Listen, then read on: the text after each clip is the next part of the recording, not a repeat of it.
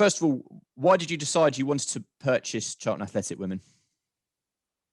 Well, at the time when I acquired the club, it became apparent that the women's team was not part of Charlton Athletic Football Club. And after things had settled, it took a couple of months. There was a transfer window and then getting to know everything. Then I finally took the time to sit down with Stephen King, that's been running the women's team for several years and keeping it alive. And it became obvious very quickly that this was the right thing to do.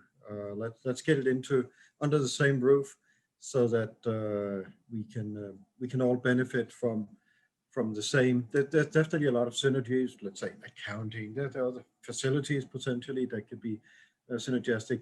Better sponsorships, because we have an even better reach to our audience.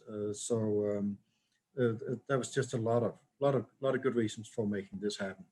And then it obviously took a little while with the paperwork, but we finally got it over the finish line. Perfect. And what are your aspirations for the women's team? They've got quite a proud history, having previously won the FA Cup and the League Cup. What are your sort of short-term and long-term aspirations for the team? Yeah, it's not long ago since there was only two women's clubs fighting or duking it out in terms of being the best team in England. That was Arsenal and Charlton, right? And we want to get it up there again. So our plan is, and that's what we're presenting to the FA, is to go from part-time, then a season of hybrid, part-time and full-time players, and then the following season to be on with a full-time squad. That's going to be what's required to compete on the highest level.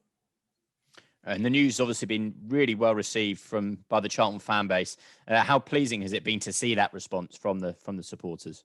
Of course, I mean the fans is obviously why we're here, right? So knowing that resonates well with them just shows that we keep doing the right thing, and everything at Charlton keeps moving in the right direction. Some things are going to take a little longer than we originally hoped for, but other things are getting put in place well and creating a solid platform for the future.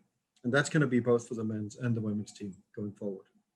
And you talk about moving in the right direction. The last time the Charlton women's team was under the same umbrella was when Charlton were in the Premier League. How important is it to have these two teams together as one club?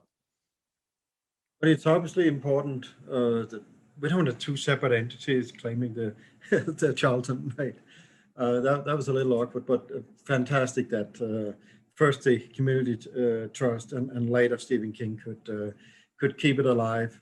So we now have something to build on. But I think on the sponsorship side, that's gonna be very important.